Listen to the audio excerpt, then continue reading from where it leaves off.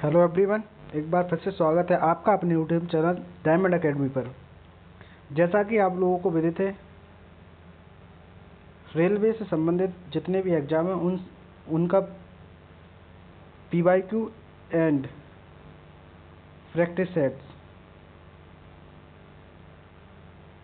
हम अपने चैनल पर करवा रहे हैं, जिसमें आज 7वीं क्लास है, ग्रुप डी एनटीपीसी। और जैसे कि आप सभी लोगों को पता है कि एनटीपीसी 2025 की जगह आ गई है, जो नवंबर में एडवर्टाइजमेंट आ जाएगा और फॉर्म भरेंगे इसके।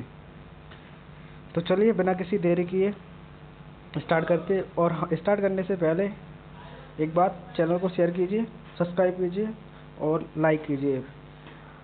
और पीडीएफ पाने के लिए टेलीग्राम चैनल को फॉलो कीजिए। टेलीग्राम चैनल की लिंक आपके बायो में है, जाकर वहाँ से आप पीडीएफ डाउनलोड कर सकते हैं। Thank you. स्टार्ट करते हैं। आज का पहला क्वेश्चन ग्रुप डी 2018 में पूछा गया है। स्वतंत्र भारत के पहले गवर्नर जनरल कौन थे? इसका आंसर क्या है? Lord Mountbatten. और दूसरे कौन थे? सी राजगोपालाचारी। डॉक्टर राजेंद्र प्रसाद क्या थे? प्रथम राष्ट्रपति। जवाहरलाल नेहरू प्रथम पीएम। इसका आंसर क्या है? Lord Mountbatten. 15 अगस्त 1947 को चीज़ के बारे में फैक्ट जान लेते हैं हम लोग। तो 15 अगस्त 1947 को स्वतंत्र भारत के पहले गवर्नर जनरल बने। 1948 में सी राजगोपालाचारी पहले गवर्नर जनरल बने। अब आप कुछ लोग कहोगे कि 1948 में, क्योंकि हम आज़ाद तो 1947 में हो गए थे, लेकिन हम गणतंत्र 1950 में बने थे, जब हमारा 26 जनवरी 1950 को संविधान लागू हुआ था। तो इसी चक्कर में उससे पहले जितने भी थे वो गवर्नर जनरल थे। और 1950 में हम गणतंत्र बने, तो 1 जनवरी के बाद राष्ट्रपति, जो कि डॉक्टर राजेंद्र प्रसाद थे प्रथम। और दूसरा क्वेश्चन इस प्रकार है, 2016 में पूछा गया था एनटीपीसी में। अजंता की गुफा किस प्रकार के चित्रकला के लिए प्रसिद्ध है? तो ये मूर्तिकला क्या होती है? ये पत्थर या टेराकोटा से बनाई जाती है या फिर अन्य तरीकों से बनाई जाती है। मूर्ति तो आप समझ जाओ, भित्ति चित्र होती है, जो पेंटिंग होती है, जो दीवारों पर किया जाता है। और तेल चित्र और आधुनिक कला तो आप लोग जानते ही हैं। तो इसका आंसर क्या है? भित्ति चित्र। तो अजंता की गुफाएं सबसे पहले भित्ति चित्र है, और इसमें बौद्ध धर्म से संबंधित जहाँ तक कथाओं का वर्णन है, भगवान बुद्ध के जन्म की कथा, और यूनेस्को विश्व धरोहर शामिल में शामिल, और ये महाराष्ट्र में है। और ये दूसरी शताब्दी का है। ये किसने बनवाए थे इसको लगभग गुप्त काल में बनवाया गया था। भारत की सबसे बड़े गोला उत्पादक राज्य कौन सा है? तो इसका सबसे बड़ा नाम क्या होगा? झारखंड। कौन सा है? झारखंड।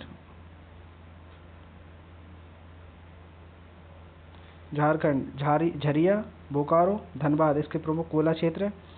झारखंड प्लस छत्तीसगढ़ कुल उत्पादन के थे 50% से ज़्यादा। हमारा कोयला कहाँ से आता है? झारखंड और छत्तीसगढ़ से। भारत में कोयला का उत्पादन नियंत्रण किसके अंदर है? कोल इंडिया लिमिटेड। भारतीय राष्ट्रीय कांग्रेस की पहली अध्यक्ष कौन थी? आप लोग बताओ। सरोजिनी नायडू, एनी बेसेंट, विजयलक्ष्मी पंडित, एनी कोरम। क्या थी? Annie Besant. 1917 कलकत्ता अधिवेशन। ठीक है। 1916 होम रूल मूवमेंट की शुरुआत की थी महाराष्ट्र में, जिसके कौन था? बाल गंगाधर तिलक। ठीक है। सरोजिनी नायडू दूसरी महिला अध्यक्ष थी, और प्रथम महिला अध्यक्ष कौन थी? सरोजिनी नायडू। ठीक है। प्रथम भारतीय महिला अध्यक्ष। और प्रथम महिला अध्यक्ष पूछे तो एनी बेसेंट। और एनी बेसेंट का संबंध किससे था? एनी बेसेंट का संबंध थियोसॉफिकल सोसाइटी से था। भारत का सबसे लंबा राष्ट्रीय राजमार्ग कौन सा है? तो कौन सा है? NH-44 श्रीनगर से कन्याकुमारी तक जाता है, और पहले NH-7 कहा जाता था। यह उत्तर से दक्षिण का कॉरिडोर का हिस्सा है, जो कहाँ से गुजरता है? ये झांसी, उधर MP-UP बॉर्डर से गुजरता है। भारतीय परमाणु कार्यक्रम के जनक किसे कहा जाता है? तो इसका आंसर क्या होगा? बताओ क्या होगा? होमी जे भाभा। 1945 में Tata institute of fundamental research की स्थापना की थी। किसने की थी? डॉक्टर होमी जे भाभा। और 1954 में एटॉमिक एनर्जी कमीशन के पहले अध्यक्ष बने।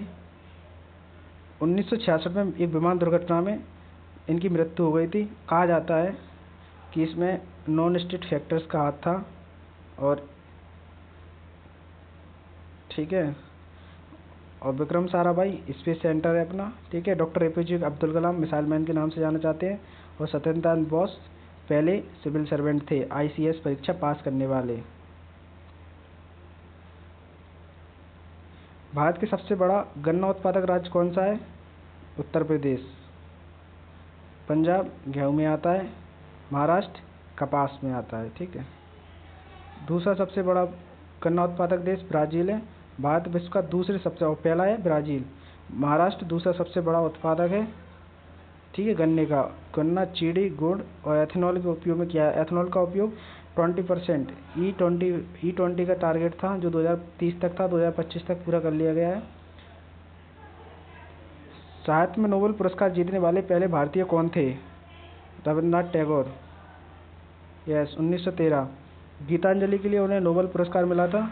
जनगण मन और आमर स्वान बांग्ला इनके ही गीत हैं। अमर स्वान बांग्ला बांग्लादेश का राष्ट्रीय गीत है और जनगण मन भारत का राष्ट्रीय गीत है।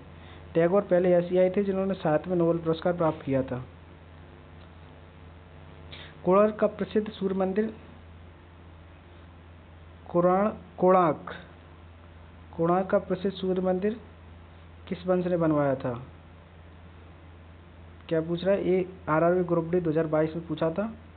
क्या कोणार्क सूर्य मंदिर किसने बनवाया था? चलो आके देखते हैं किसने बनवाया था। गंगा वंश। उड़ीसा में कोणार्क सूर्य कहाँ स्थित है? उड़ीसा में स्थित है। इसको 13वीं शताब्दी में नरसिंह देव प्रथम ने निर्माण करवाया था। इसे ब्लैक पगोड़ा भी कहा जाता है। ये यूनेस्को विश्व धरोहर स्थल शामिल है। ठीक है।